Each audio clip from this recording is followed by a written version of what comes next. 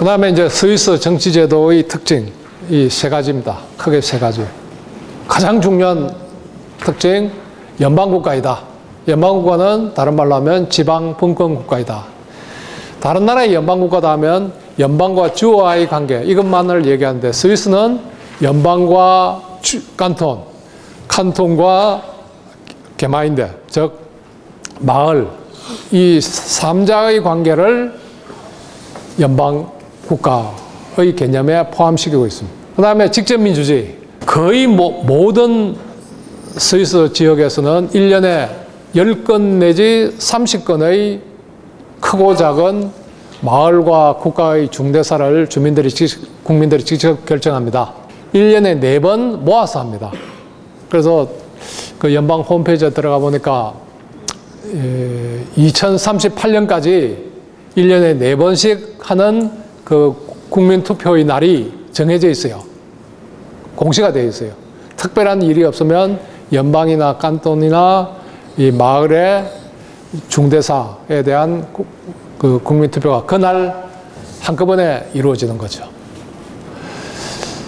근데 이 직접민주주의도 스위스에서 만들어진 게 아닙니다. 이거는 어디로부터 수입하느냐? 프랑스의 혁명헌법에서 수입합니다. 근데 이게 직접민주주의는 이 발명자가 있는 겁니다. 프랑스의 이 수학자이고 교육자이고 혁명가인 꽁도르세. 이 꽁도르세가 1793년 프랑스 혁명헌법을 초안을 한 겁니다. 거기에 들어있는 겁니다. 근데 아이러니하게도 프랑스에서는 직접민주주의가 발달하지 못하고 수입한 스위스에서 발달을 하는 거죠. 예, 그 다음에 세 번째, 우리가 가장 부러운 겁니다. 정치인들이 맨날 싸우는 게 아니라 서로 합의해서 국사를 결정한다. 이거는 연방정부도 마찬가지고 칸톤 정부도 마찬가지예요. 지방자치단체, 마을정부도 마찬가지예요.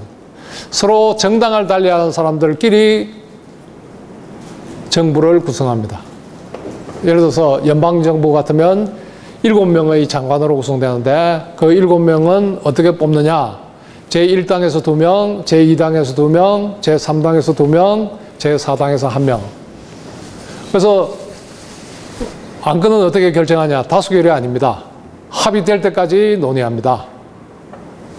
그래서 화합정치라고 그럽니다. 우리는 어떻게 하죠? 맨날 싸우잖아요.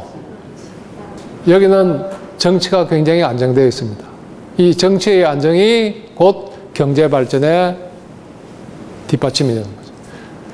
그 다음에 나머지 몇 가지 원칙이 더 있습니다만은 그냥 생략하고 세 가지만 기억해 주세요.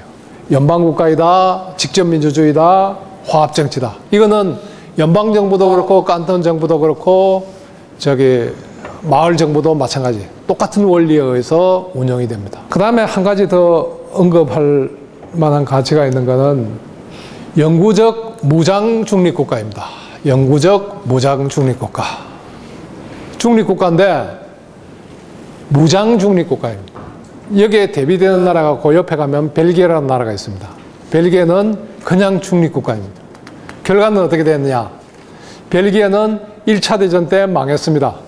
우리는 중립이다 이러는데 침공해가지고 없애버린 거예요. 2차 대전에 또 망합니다. 또 점령당합니다. 근데 스위스는 무장 중립국입니다.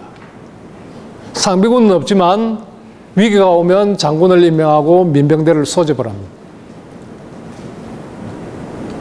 무기는 최신 무기를 구입을 합니다. 그리고 아주 우리가 부러운 초원 위에 그림 같은 집의 안방에는 기관청이 있습니다. 그 집의 지하 창고에는 대포가 있습니다. 이런 겁니다. 그게 평화다. 이 사람들은 그렇게 생각하는 겁니다.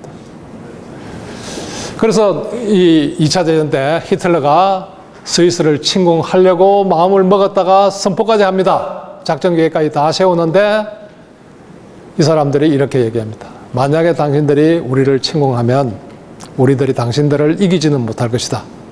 그러나 우리는 모든 도시를 불살하고 알프스 산으로 들어가서 땅굴을 파고 끝까지 저항할 것이다.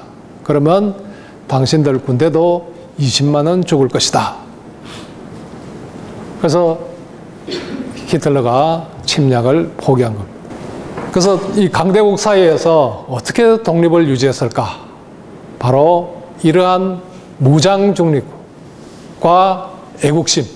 그 애국심은 아까 말했듯이 직접민주주의와 지방분권을 통해서 우리 문제는 우리가 결정한다. 우리가 만든 나라이다. 우리가 만든 마을이다. 그렇기 때문에 우리가 지킨다. 이런 걸로 이어지는 거죠.